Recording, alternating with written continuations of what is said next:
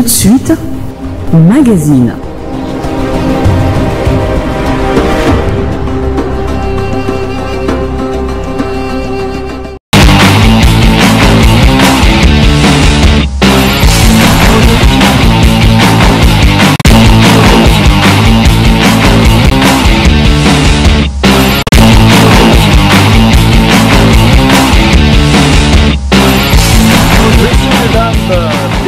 À ces plateaux spéciaux.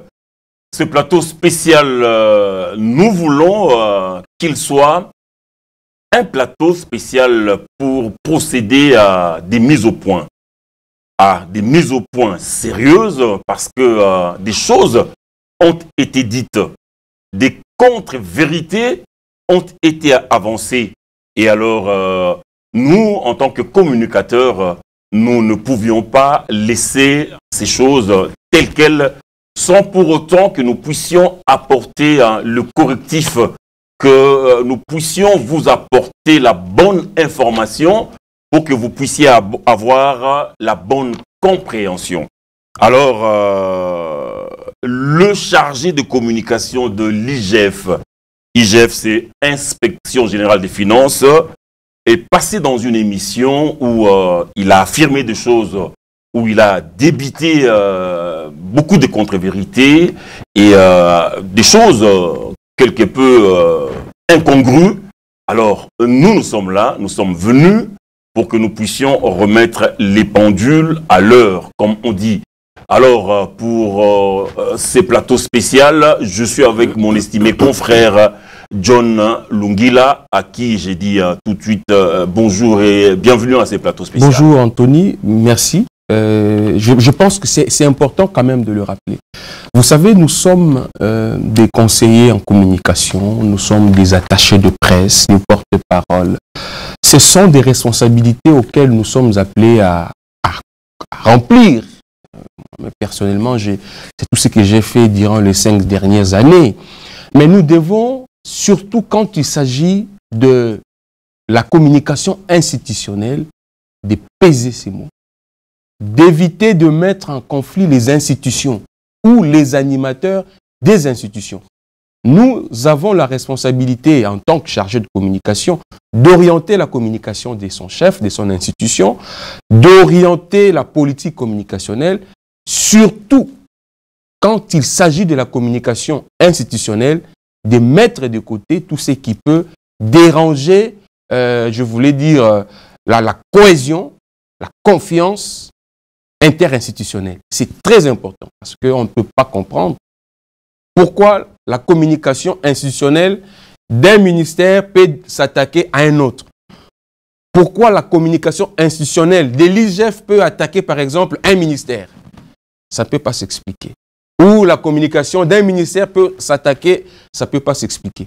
Tout ceci, généralement, sont les fruits de mauvais conseils ou sinon de l'incompétence de ceux qui sont censés être conseillers en communication de X ou d'Y. Voilà pourquoi on est dans l'obligation de faire cette émission pour éviter, parce que il y a certains qui veulent donner l'impression qu'il y a conflit entre les institutions. Vous savez, le président de la République est le garant du bon fonctionnement des institutions. Nous qui sommes un peu comme ceux qui sont censés l'accompagner, nous devons nous référer à cela et éviter de mettre des institutions en conflit. Ça, c'est notre devoir. Je pense que vous avez beaucoup dit, pour ne pas dire, vous avez tout dit en plantant les décors de cette émission. Alors, la mise au point, nous avons sélectionné pour vous, mesdames, messieurs, quelques séquences du chargé de communication de l'IGF. Nous allons vous laisser suivre séquence après séquence et nous allons apporter les corrections, nous allons apporter les correctifs pour que vous puissiez avoir, comme je l'ai dit dans l'entame de cette émission, pour que vous puissiez avoir la bonne information et pour que vous puissiez posséder la bonne compréhension. Alors, nous allons demander à la régie de nous envoyer la première séquence du chargé de communication de l'IGF, où il parle des missions de l'IGF. Nous allons revenir sur ce plateau pour vous parler des missions de l'IGF. Si on est en harmonie avec la régie finale, on peut déjà écouter la première séquence. Maladresse, je ne pense pas. Ce sont des gens qui ne prennent pas le temps de lire les textes, qui régissent l'inspection générale des finances. Et puis, l'inspecteur général des finances, pour en devenir, il faut être d'abord inspecteur des finances. Ça, c'est très important. L'IGF a un rôle important. C'est celui de faire le contrôle supérieur et l'audit supérieur des finances publiques, des biens de l'État, mais également de la territoriale. L'IGF a gardé un silence à un moment par rapport à ce qui s'est passé au pays. Vous êtes sans ignorer de ces spectacles que nous observons aujourd'hui où les gens sont plus riches que l'État, les gens ont volé, il y a eu des détournements. C'est ces groupes de mafieux-là qui aujourd'hui injectent, donnent l'argent à qui peut les entendre pour saper la réputation de cette grande institution aujourd'hui pilotée par un responsable. Les rapports de l'IGF sont fondés avec des preuves irréfutables. Certaines personnes disent qu'il se substitue même à la justice, l'IGF, et pourtant que ce n'est pas son travail. Oui, c'est l'ignorance qui est dans le chef des gens qui refusent de lire, manque de lecture. L'IGF, l'inspection générale des finances, qui est en fait rattachée à la présidence de la République, au président de la République, directement au président de la République, sur l'autorité du président de la République. L'IGF est un OPJ à compétences restreintes. 2. L'IGF, c'est un auxiliaire de la justice. Je parle de l'inspection générale des finances. L'IGF peut arrêter. Pas arrêter comme ça. Après l'enquête, peut donner l'ordre à la justice de vous arrêter. L'IGF transfère ses rapports à la justice. Pourquoi? Pour jugement et aboutir aux sanctions. L'IGF transfère ses rapports au président de la République. Aucune loi n'interdit à l'IGF de publier. L'IGF ne publie pas ses rapports. Il publie le résumé des conclusions du rapport. Les noms ne sont pas cités. D'office, le dossier est transféré à la justice, mais également à la présidente de la République. L'IGF est de plein droit, dans son rôle, il a le plein droit de résumer, d'appeler la presse. D'ailleurs, on va vous inviter prochainement, vous serez là. Nous allons le continuer pour dire au peuple congolais, voilà la source de nos malheurs. Est-ce qu'aujourd'hui, voilà les gens qui refusent qu'il y ait des hôpitaux, d'écoles et des infrastructures dignes. Nous allons continuer. Voilà, donc c'était là la première séquence du chargé des communications de l'IGF qui essaie de donner l'émission ou la mission principale de l'IGF. Mais John Lungila, nous avons procédé aussi à notre niveau à une recherche pour connaître ce que c'est que l'IGF et quelles sont les missions de l'IGF. Alors, en vertu du décret numéro 206-12-13 du 4 octobre portant statut de l'IGF, l'IGF exerce une mission générale de contrôle, d'audit, des conseils d'évaluation en matière administrative, économique et financière pour le compte des ministres chargés de l'économie et du budget. Depuis le 21 août 2019, l'inspection générale des finances, IGF, effectue la mission de contrôle de la gestion des comptes publics.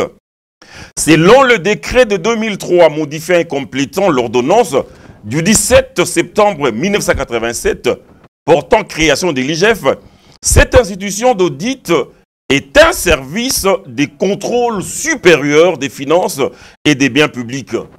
Elle est placée sous l'autorité du chef de l'État en décembre 2009.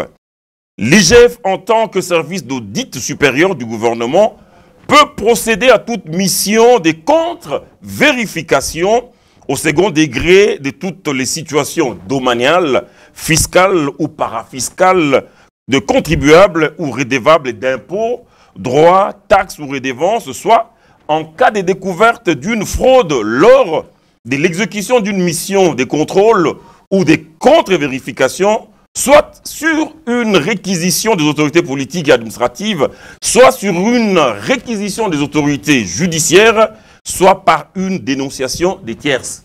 Voilà. Alors là, dans la mission globale de l'IGF, on remarque que l'IGF n'a pas de rédévabilité vis-à-vis des médias. Je voulais préciser quelque chose, et c'est très important, avant que... Parce que, bon, j'ai vu un peu l'arrogance de celui qui vient de parler, mais il ne faut pas en tenir rigueur. Hein. Ouais. Chacun de nous a sa façon de parler. Il y en a qui sont orgueilleux, il y en a qui sont arrogants. Dieu nous a créés comme ça. Hein. Donc, il faut s'habituer. Mais parce qu'il faut lire le texte. Oui. Vous venez de donner l'économie d'un instrument juridique important. Mais moi, je voulais que nous puissions lire l'ordonnance portant création. L'ordonnance qui a créé l'inspection générale des finances. Oui. C'est l'ordonnance du 15 septembre 1987. L'ordonnance numéro 87-323 portant création de l'inspection générale des finances, en abrégé IGF. Je vous amène au chapitre troisième chapitre de cette ordonnance, oui, intitulé Attribution. Parce que là, vous avez rappelé les missions de l'inspection générale des finances. Mais dans ce chapitre, on parle des missions de l'inspecteur général des finances, chef de service. Parce que ce service IGF, à sa tête, il y a un chef de service qui est l'inspecteur général des finances, on l'appelle aussi IGF.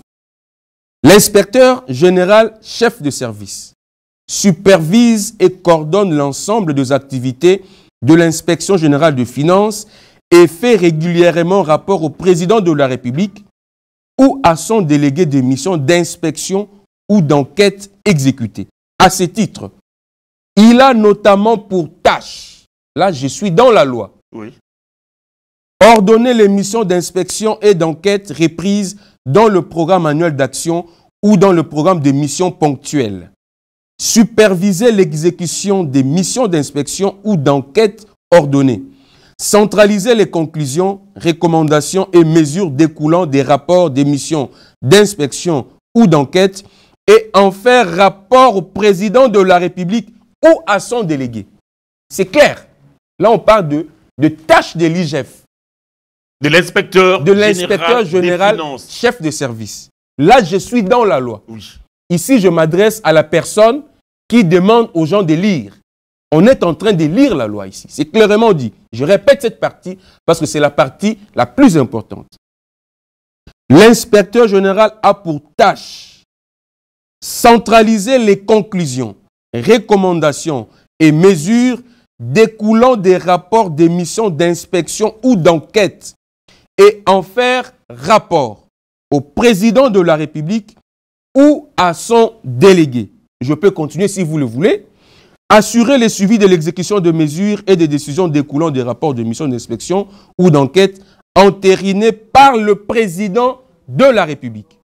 Ça veut dire, ici, si vous lisez, vous allez comprendre que les rapports déposés par lui auprès du président de la République, aussitôt déposés, ces rapports doivent être entérinés.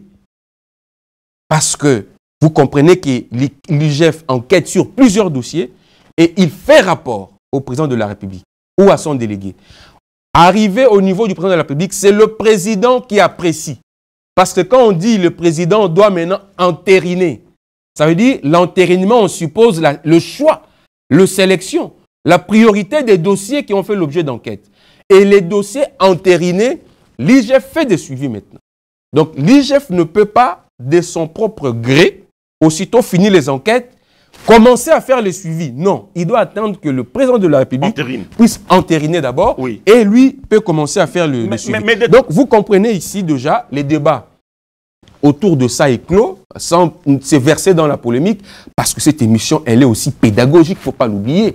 Beaucoup parlent de l'IGF, mais il ne maîtrise pas son fonctionnement et même ses missions, et surtout les tâches de l'inspecteur général chef de service. Je suis au régulier, peut-être même le porte-parole, passe un peu à côté de la rivière. Non, donc mais il faut rester dans... Mais de toute naviguer évidence, il sort clairement ici que l'IGF n'a pas de rédévabilité vis-à-vis des médias. Ce n'est pas prévu. Si vous lisez l'ordonnance, ce n'est pas prévu. En tant que fonctionnaire public et puis haut fonctionnaire de la République, il est tenu au droit des réserves, comme on dit. Il doit se réserver la primeur, réserver la primeur de ces enquêtes, de ces investigations au président de la République. Et si le président de la République entérine, comme vous venez de le lire, alors là, il peut poursuivre ces investigations et ces enquêtes. Rien à voir avec les médias. Ça, on doit insister. Parce qu'on a prévu une conférence de presse là, de l'IGF qui sera tenue prochainement. Mais je peux garantir que on attendra longtemps. Peut-être qu'elle n'arrivera pas à cette conférence de presse annoncée. Anthony, je venais de vous le dire, il faut comprendre certains. Il faut tolérer des fois l'attitude de... Dieu nous a créés comme ça. Il y a des arrogants, il y a des orgueilleux. Il faut comprendre. Mais nous sommes dans un état de droit. Tout s'est fait conformément au texte. À la loi. Ici, j'ai en face de moi l'ordonnance qui a créé l'inspection générale des finances. Et si vous lisez le chapitre 3 consacré aux attributions de l'inspecteur chef de service de l'IGF, tout est dit. Et vous allez vous rendre compte. Il est repris dans toutes les tâches réservées à l'IGF le soin de une mention faire rapport au président de la République. C'est repris. À chaque tâche assignée ou reconnue à l'IGF, il est clairement mentionné, j'insiste, faire rapport au président de la République.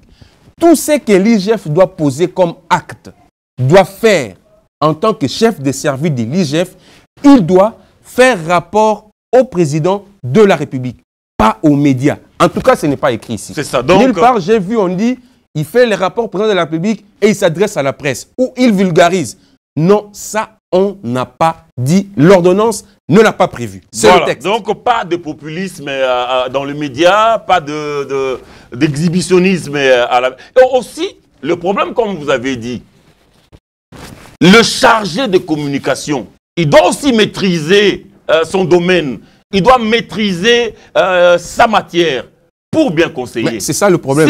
Si lui-même au départ, il ne maîtrise pas, il ne cerne pas son domaine, sa situation, alors il ne pourra qu'induire les chefs en erreur. C'est ça le problème. Des fois, on ne sait pas accepter qu'on a fauté et qu'on peut corriger. L'erreur, elle est humaine. Ça peut arriver de faire une maladresse. Il ne faut pas avoir honte de revenir pour corriger. Ce n'est pas compliqué. Surtout quand on parle de textes que tout le monde maîtrise. Pour parler de l'IGF aujourd'hui, il ne faut pas seulement être de l'IGF. Parce qu'il y a un texte qui a créé l'IGF et qui définit les missions et les limites. Un texte qui peut être lu par tout le monde. Et donc, il est important... bon, moi, je vous ai dit, Anthony, il faut comprendre tout le monde. Hein. Dieu nous a créés avec nos défauts. Peut-être c'est un défaut, il faut comprendre. Mais moi, je pense que le plus important ici, c'est que l'ordonnance qui a créé l'IGF est claire. Nulle part, il est dit que l'IGF doit faire rapport et s'adresser aux médias. Ce n'est pas prévu. L'ordonnance insiste sur le fait que tout ce qui doit être fait par l'IGF doit avoir comme aéroport, piste d'atterrissage, le chef de l'État. Voilà, donc la première mise au point, elle est faite, et je crois que nous la retenons, que l'IGF n'a pas de redevabilité vis-à-vis des médias. Moi, je pense d'ailleurs qu'il n'a pas besoin d'avoir un porte-parole. Il n'a pas besoin. Parce que c'est un service qui dépend de la présidence de la République. Je ne vois pas pourquoi, et surtout c'est un service qui est soumis au devoir des réserves. Oui. C'est comme si vous voulez me dire que l'ANER doit avoir un porte-parole. C'est contradictoire. Et même la justice, vous allez me dire qu'elle doit avoir un porte-parole. Donc vous voyez que c'est... Donc même l'IGF, je pense qu'il faut revoir. Hein. Le service de communication, oui, mais les porte-paroles, je pense que... D'ailleurs, pour preuve... C'est un poste qu'il faut supprimer. Pour preuve, depuis qu'on a créé ce service de l'IGF, c'est pour la première fois que nous connaissons le nom de l'inspecteur général des finances. C'est pour la première fois. Même pas ça, vous savez Anthony, si ce service a des problèmes, le problème ce n'est pas au niveau du fonctionnement. L'IGF, les inspecteurs font leur travail comme il le faut, comme il se doit. Mais le problème se pose à quel niveau? C'est au niveau de la communication. Ça veut dire, le porte-parole crée beaucoup de problèmes à l'inspection générale. Le fait qu'il parle un peu trop, il dévoile certaines conclusions de de travail fouiné, bien fait par l'IGF, les inspecteurs, ça casse tout.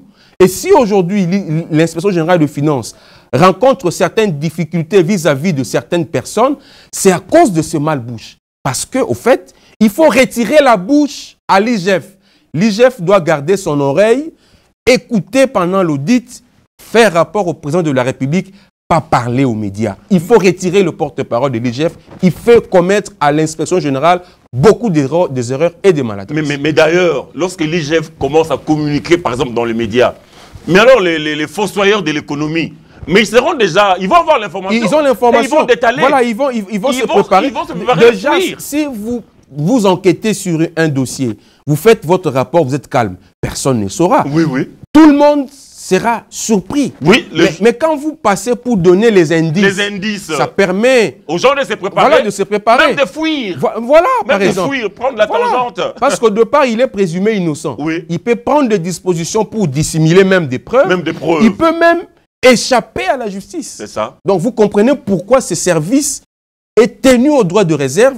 Parce que s'il faut qu'il y ait une bouche qui parle de choses vécues, graves, vécues, détournements et consorts, on n'écrit pas au voleur si on n'a pas encore le voleur entre ses mains. C'est ça. Il va vous échapper. On va évoluer, on va prendre la deuxième séquence d'une contre-vérité, en tout cas une contre-vérité criante. Celle-là, c'est la réunion qui s'est tenue dernièrement à la présidence de la République. Une réunion convoquée par les directeurs du cabinet du chef de l'État, en tout cas le nouveau directeur du cabinet du chef de l'État. Une réunion à laquelle avait été associé l'IGF ainsi que la Banque mondiale. C'est autour du gel du paiement du premier palier de la Banque mondiale des 100 millions de dollars américains pour le financement de la gratuité de l'enseignement des bases. Alors, la réunion s'est tenue à la présidence de la République. Nous allons suivre ce que le chargé de communication de l'IGF avait dit lors de cette émission. On va revenir pour recadrer les choses. Suivez.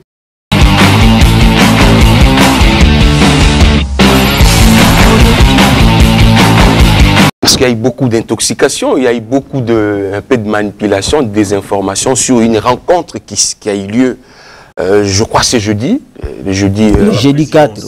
Que la Banque mondiale a sollicité une réunion tripartite.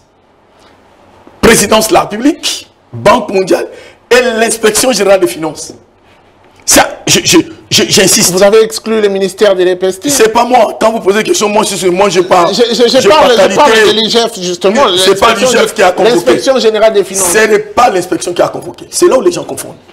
La Banque mondiale... La tutelle devait être représentée quand même. C'est l'EPST qui est la tutelle. Pourquoi je vais te répondre. Je sais que tu es dans ces secteurs-là. Souffrez un peu que je te ravise un peu la parole. L'IGF était représenté par l'inspecteur général chef de service, Gilles Alinguité. La présidence par le directeur des cabinets, Guylaine Nimbo. Et la Banque mondiale par Madame Guillemette Jaffrin, qui au fait est chef du programme de la Banque mondiale. Oui. Le 3. Nos amis de l'EPST n'étaient pas invités. Pourquoi? Ils sont venus comme ça. Qu'est-ce qui s'est dit par M. On les a chassés. Prenez l'information. C'est ici que je donne le scoop. Quand vous ne venez pas, ne venez pas. Il y a eu l'IGF, présidence, j'ai cité même ceux qui représentaient. L'EPST est venu sans invitation. Vous voulez justifier quoi? Vous, on vous attend à la justice. On les a chassés. Je pèse mes mots.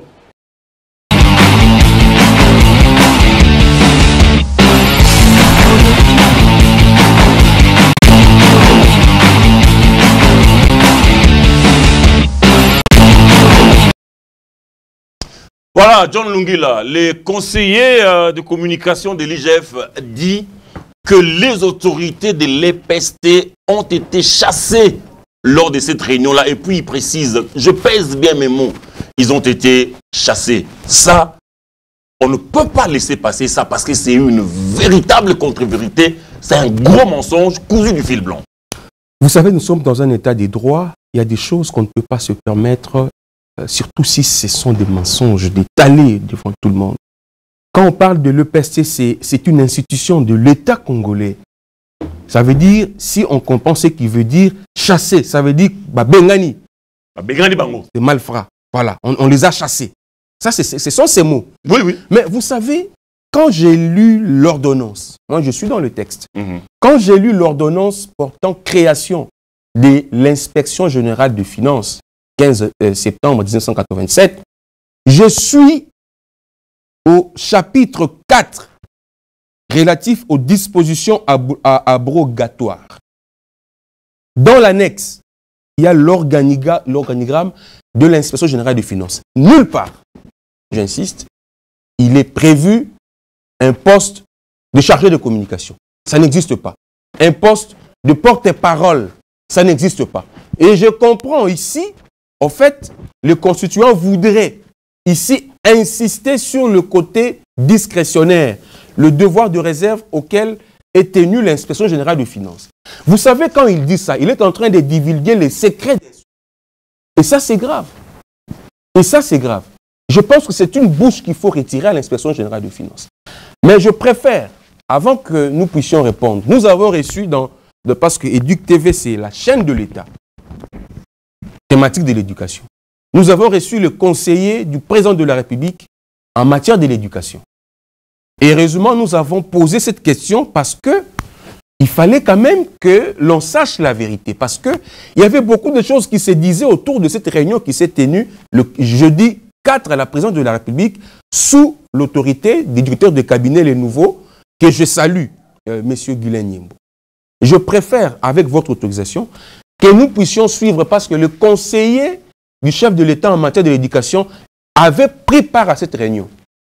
Lui qui a parlé n'était même pas là. Lui, le mieux placé pour nous dire si c'est vrai, la délégation de l'EPST a été chassée ou pas. On va suivre. On suit ça maintenant.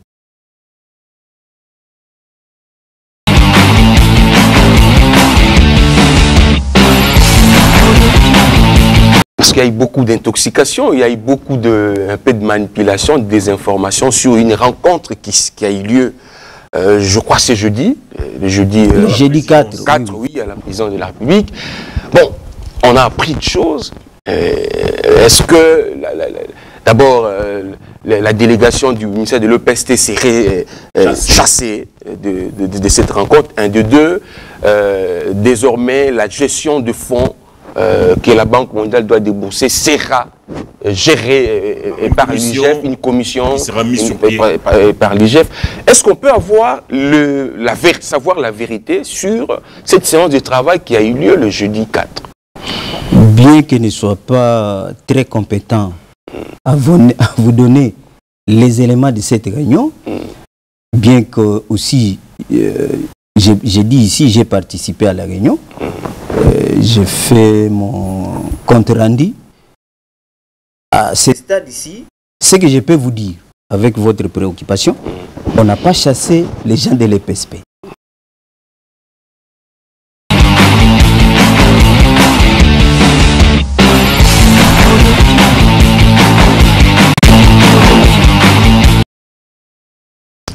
Voilà, comme on dit, hein, ça se passe de tout commentaire. Qu'est-ce qu'on peut encore dire? Qu'est-ce qu'on peut encore dire? Ça, c'est la bouche autorisée qui vient de parler. C'est le conseiller du chef de l'État en matière de l'éducation. Lui-même l'a dit qu'il a pris part à cette réunion du jeudi 4 février à la présidence de la République, convoquée par le nouveau directeur de cabinet du chef de l'État, et il affirme que les autorités de l'EPST n'avaient pas été chassées. Alors, si on a de pareils chargés de communication, comment voulez-vous que l'IGF puisse faire un bon travail, John Lunghi? Je dis ici, moi, je salue la qualité du travail des inspecteurs, les contrôles, les enquêtes qu'ils mènent pour veiller à la gestion de fonds que l'État met à la disposition des services, des ministères, des institutions, des entreprises, au profit des Congolais. Les inspecteurs font un travail louable et remarquable. Mais seulement, il y a des gens qui veulent torpiller ce travail-là. Parce qu'ils sont à la recherche du populisme. Ils le font mal. Vous avez suivi les conseillers à dire, qu'est-ce qu'on peut encore dire?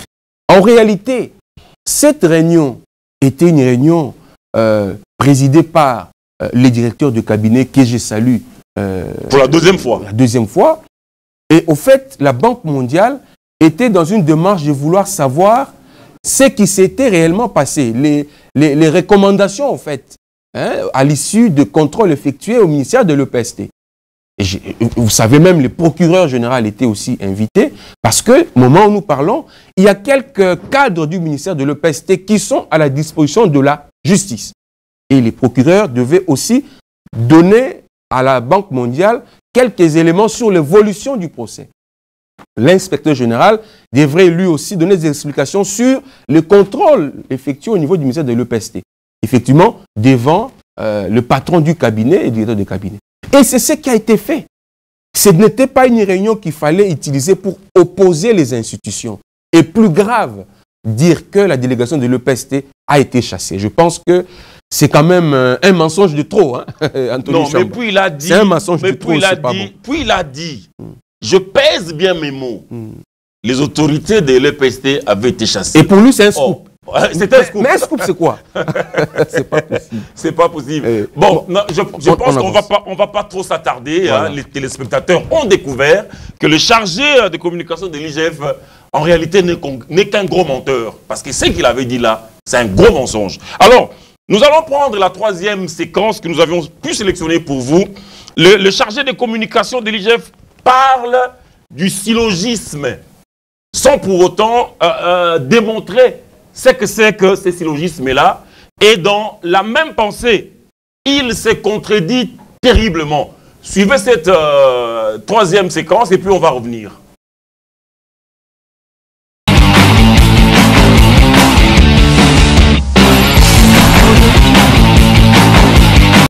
On est dans les règles des syllogismes, hein, pour ceux qui ont fait de bonnes études, bien sûr.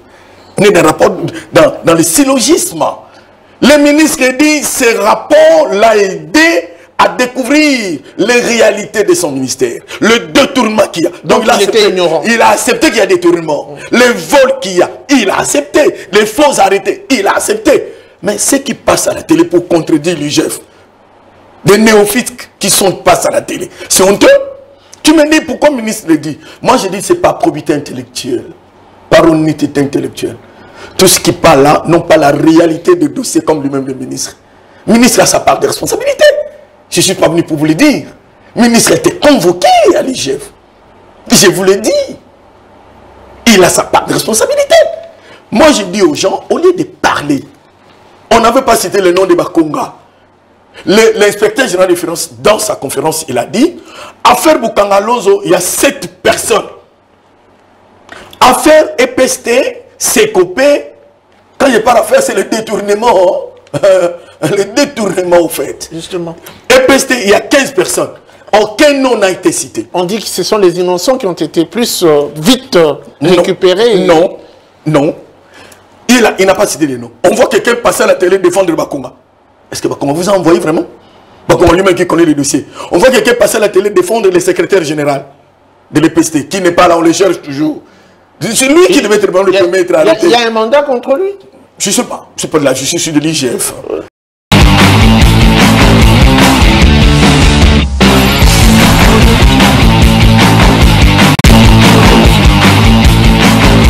Dans Lungila, je vous ai parlé du syllogisme qui n'est jamais venu.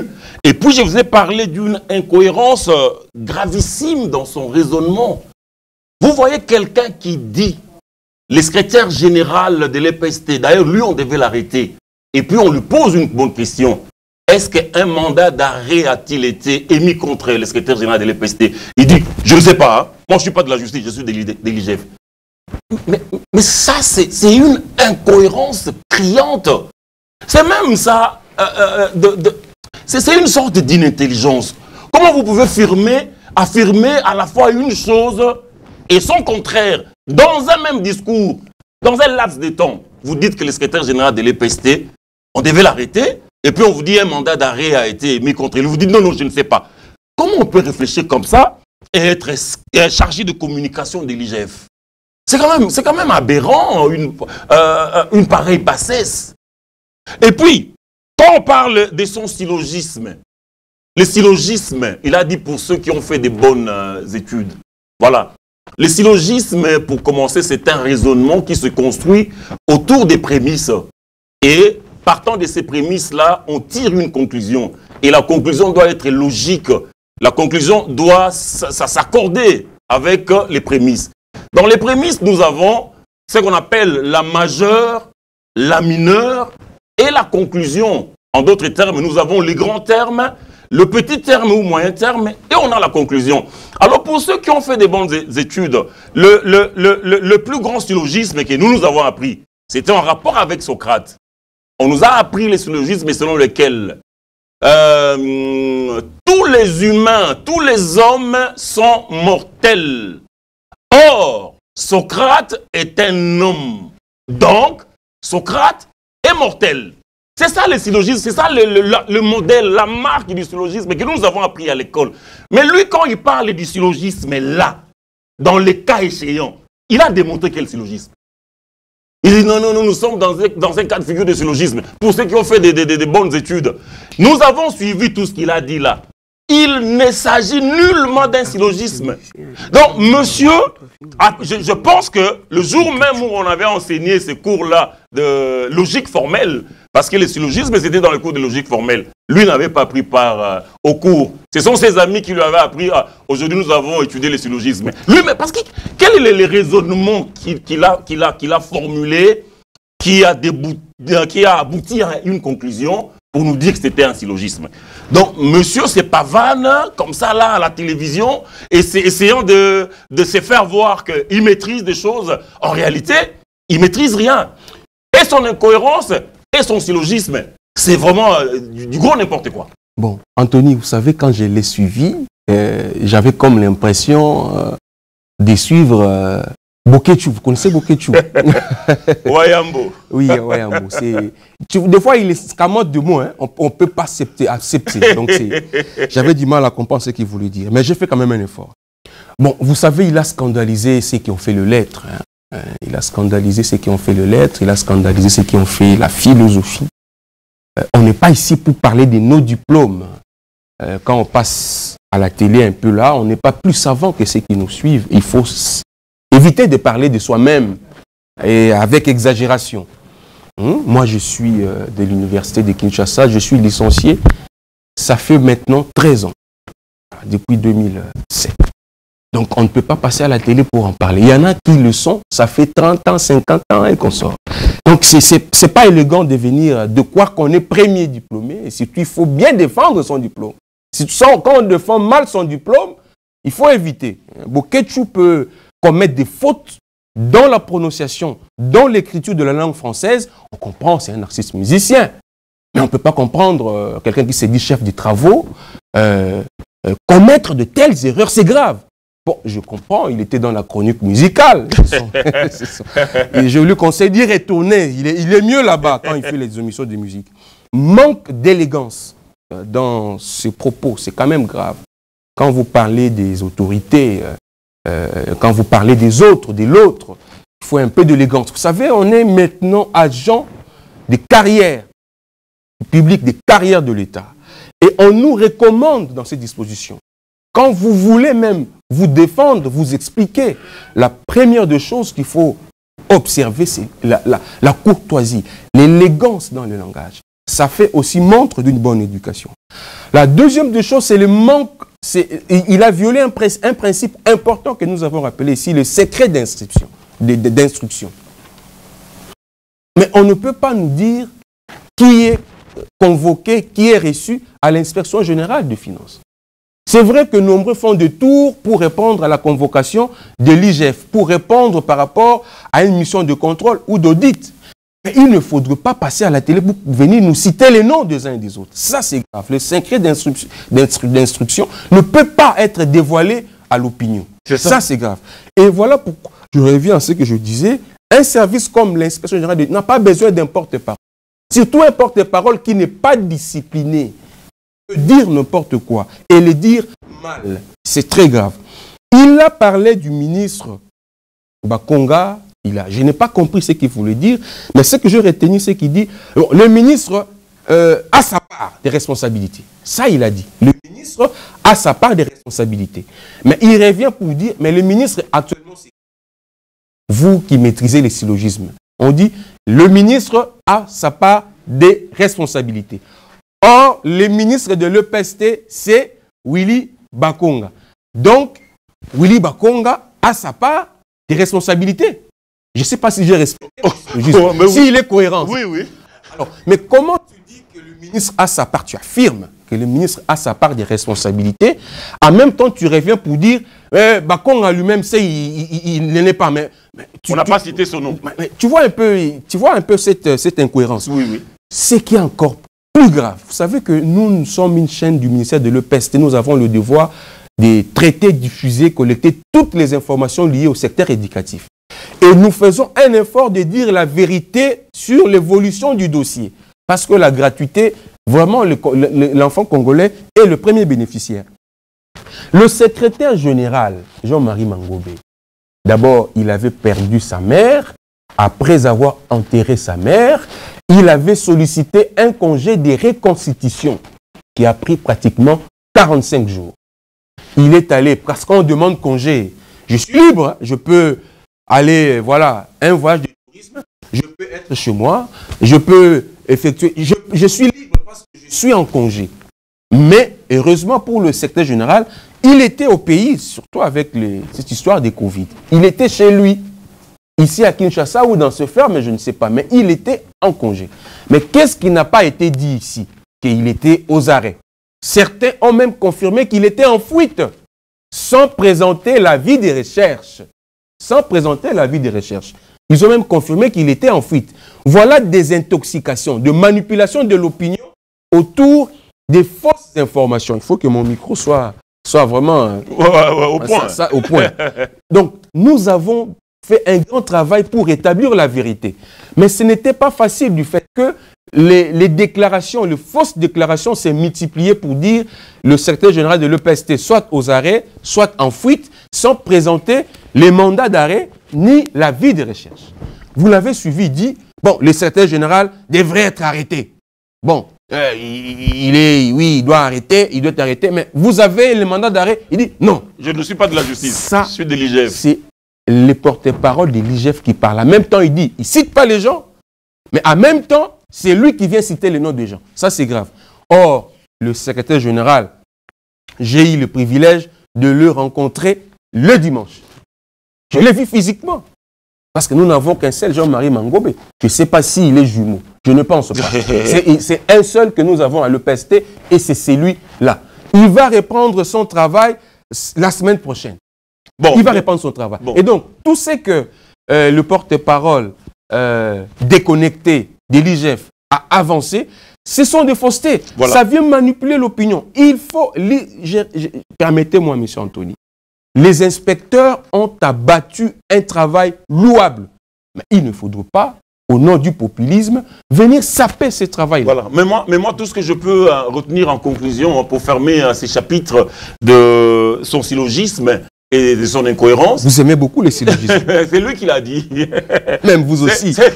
C'est que dans la vie, il faut être reconnaissant. Le monsieur, il a travaillé à Éduc. Les autorités de l'EPST l'ont accueilli. Alors, si il est parti de l'EPST, il commence à parler comme ça des autorités qu'il avait reçues ici à bras ouverts, alors que l'IGF fasse attention. Demain, s'ils ne sont plus ensemble, il ne manquerait pas de parler en mal aussi de l'IGF. Parce qu'il est en train de les démontrer. Des gens qui l'ont accueilli ici à l'EPST, aujourd'hui, regardez comment il est en train de les vilipender. Regardez comment il est en train de parler des autorités de l'EPST sans respect. Alors, il y a risque aussi que demain, s'il n'est plus avec l'IGF, qui parle de la même manière. Bon, je n'affirme rien, je ne fais que constater. On va aller rapidement. Maintenant, la question qu'on se pose, le chargé de communication de l'IGF, lui parle en quelle langue? Mais c'est en français. Ah non, non, non, non, non. La langue qu'il parle là, c'est une langue qui s'apparente au français. Mais ce n'est pas le français. Pour preuve, suivez cette 4e séquence et on va en débattre. Ce n'est pas possible.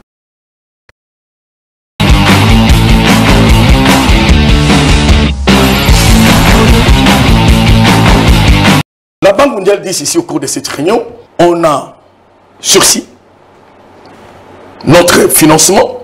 Nous n'attendons que vous, l'inspection, pour permettre que nous démarrons. Le ministre dit ceci, le ministre de l'État dit merci à l'IGF Parce qu'il a ouvert les yeux de lui, le ministre, par son rapport. L'IGF a sauvé la gratuité de l'enseignement par ce contrôle. Imaginez que la Banque mondiale aurait déversé ces 100 millions entre les mains de ces rapaces.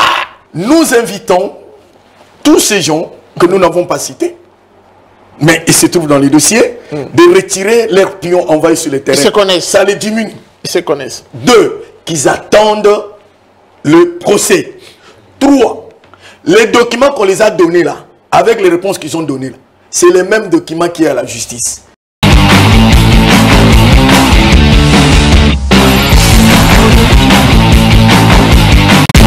Bon, je ne sais pas ça si il s'agit de quelle langue. La première phrase que j'ai retenue, la Banque mondiale a dit on a sursis notre aide.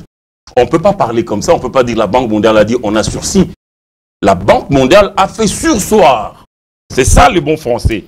Et puis, le ministre Bakongo a dit l'IGF a ouvert les yeux de lui, le ministre. On ne peut pas parler comme ça. Ça, c'est vraiment ça, c'est une soudure. Ça, c'est un français qu'on est en train de bricoler. L'IGF a ouvert ses yeux.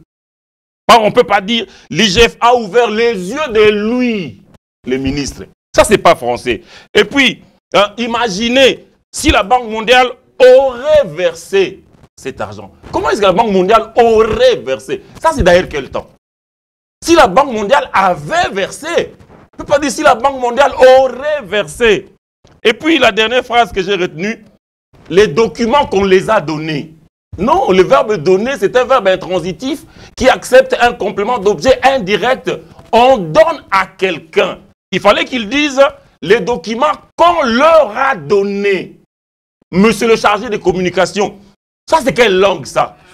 Hein? Il parle une langue, comme j'avais dit, une langue qui s'apparente au français.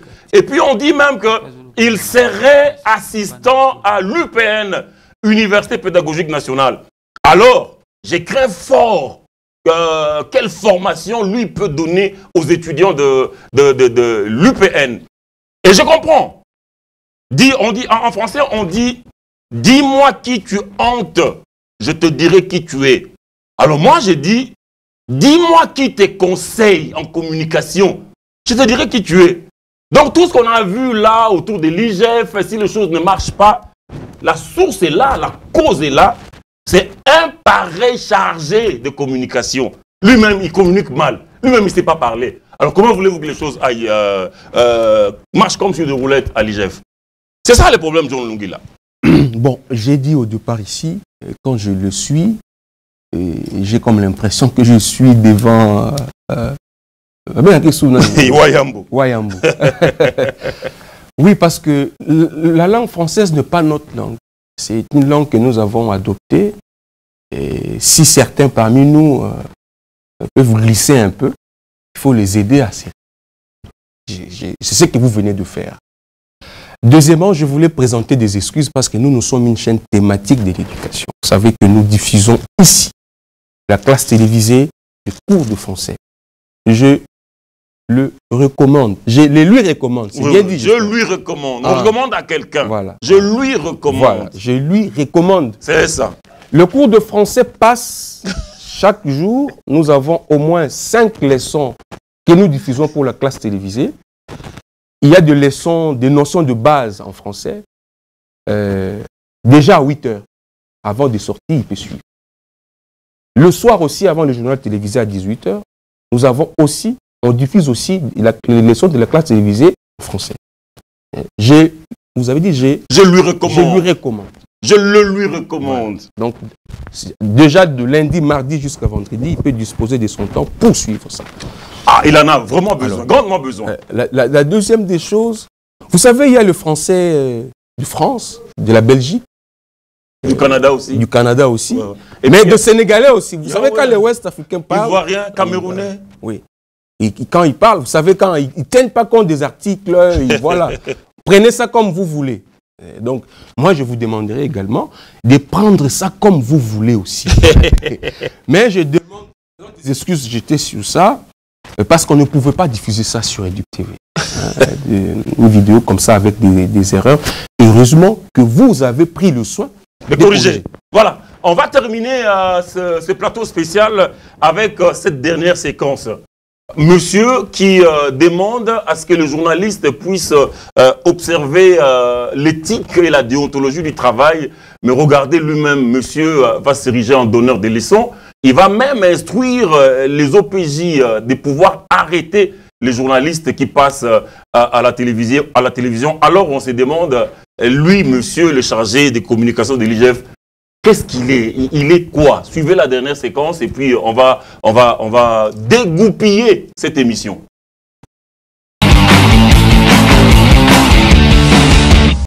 Nous attendons la justice faire son travail. Rassurez-vous, il y a des gens qui seront arrêtés. Et je viendrai ici pour vous dire, je vais maintenant citer des noms. Après la justice, moi je peux citer les noms. Merci beaucoup. Je dis, tel monsieur a défendu tel. Oui. Mais il est aux arrêts, il doit les rejoindre là-bas. Merci beaucoup. Et j'invite les officiers, le police judiciaire, les agents de police judiciaire, d'arrêter tout ce qu'ils font de bruit à la télé. C'est pas parce qu'on est journaliste. On a des limites, nous. Lisons l'éthique et la déontologie journalistique. Merci. Il est journaliste. John Lungila, l'éthique et la déontologie. On demande aux officiers de police judiciaire d'arrêter les journalistes qui passent à la télé. Je ne sais pas. Est-ce que c'est ça l'éthique et la déontologie des journalistes? Bon, vous savez que ça fait 3 ans que nous avons initié une structure, les collectifs des journalistes chroniqueurs politiques, pour permettre au CESAC de jouer aussi un rôle pédagogique. Parce qu'il ne faut pas seulement attendre que les journalistes puissent commettre des erreurs dans sa profession, l'exercice de sa profession, afin d'intervenir comme un policier. Vous pouvez également les aider à prévenir ces dérapages. Et on sait, on connaît quelque chose. Mais qui est journaliste? Qui est journaliste? Un journaliste, en deux termes simples, c'est celui qui collecte, qui traite et qui diffuse une information. Bien évidemment, journal télévisé, il y a des articles et tout. Mais est-ce que le monsieur, le chargé de communication, est journaliste? Non, il n'est pas journaliste. C'est un animateur. C'est un présentateur, je peux dire ça. Et bon, il est devenu aussi pasteur, selon ce que j'ai appris. Consacré par... je connais beaucoup. Vous savez comment il est devenu pasteur? Non, on n'est pas là pour ça. Non, avec le pasteur. Oui, laissez-moi m'étendre. Oui, avec le pasteur Mougalou, qui a fait de lui pasteur. Mais comment il peut prendre la posture de corriger les travails des professionnels que nous sommes? Il est mal placé. Parce que d'abord, il n'est pas journaliste. Il ne peut pas faire un article. Il ne peut pas faire un article. Il ne peut pas faire un reportage. Il ne peut pas. Il ne peut même pas présenter un journal télévisé comme un journaliste. Il ne peut pas. Les émissions, oui, on peut prendre tout le monde. Chroniqueur, ouais. Oui. Chroniqueur, d'ailleurs, lui, c'est la chronique musicale. Oui, c'est comme ça que je voulais lui recommander de revenir à la chronique musicale. Parce que là, il est sur un terrain glissant et dangereux pour lui. Il va se casser la jambe. Là, il a déjà une jambe cassée. Je crains qu'une deuxième puisse... là, je n'aimerais pas le voir avec des béquilles. Ça, c'est pas intéressant. Donc, ce n'est pas un journaliste professionnel. Il ne maîtrise pas le principe du métier. C'est une usurpation des titres. Ce n'est pas le fait de passer à la télé qui fait de vous journaliste. C'est surtout ça. C'est ça le problème. C'est ça le problème. Je demande à l'IGF, je lui donne un travail, un devoir à domicile. Qui puisse nous écrire un article même sur ce qui s'est fait à l'IGF. Il ne saura pas. Voilà pourquoi un journaliste qui n'est pas professionnel tombe généralement dans ce que nous appelons la manipulation, l'intoxication, la désinformation. L'infox aussi. La désinformation. Et parce que les rendus d'un journaliste professionnel est toujours différent d'un amateur. Un journaliste professionnel, quand il fait son rendu, vous savez qu'il est cohérent, il est élégant, il sait faire le choix de mots quand il faut désigner telle ou telle personne. Mais quand on est amateur, on peut de temps en temps désigner une autorité comme si c'était ton ami, Bon, désigner un responsable institutionnel comme si c'était un vulgaire monsieur. Je pense que les savants est suffisamment passé. Je pense qu'il faut arrêter. Moi, je ne peux pas donner des leçons à une personne parce que je suis ennemi de l'ignorance. Je dois apprendre toujours. Il faut avoir cette posture d'apprendre toujours quelque chose, même si vous pouvez connaître quelque chose. Mais il ne faut pas donner l'impression que... Mais puis vous parlez à l'UPEN, moi je connais des professeurs Alphonse Makingo, je connais des amis qui viennent d'avoir leur promotion. Junior Kabouika, il est devenu professeur, c'est un ami. Je connais des chefs de travaux David. Ils sont nombreux. Mais je ne sais pas, lui, il enseigne qui. Est-ce que les étudiants d'Apo Ipani peuvent nous appeler même 2, 3, 4 fois pour qu'on puisse vraiment le connaître? Et je pense, vous savez, l'éducation, c'est un terrain où on ne peut pas laisser entrer n'importe qui. Il faut, quand un scientifique parle, nous tous, on prend un stylo et un papier et on note. Ouais. Mais malheureusement, là, j'ai noté qu'il y a des erreurs ici. C'est grave. Je n'ai rien appris. Au lieu d'éclairer, il jette plutôt la poussière. Il a scandalisé les scientifiques que nous sommes. Les désordres. Il a scandalisé les scientifiques. Messieurs et dames, cette émission valait son pesant d'or. Vous avez suivi que beaucoup de contre-vérités ont été dites, des mensonges ont été débités, avancés. Il était temps que les professionnels reviennent et que les professionnels fassent passer du savon pour les nettoyages à sec. Et les nettoyages à sec a bel et bien été fait. Je remercie mon estimé confrère John Lungila avec qui nous avons tenu ces plateaux spéciaux. Je remercie toute l'équipe technique et je vous remercie, vous aussi, tous les téléspectateurs qui ont suivi cette émission. Portez-vous bien et à la prochaine. Au revoir.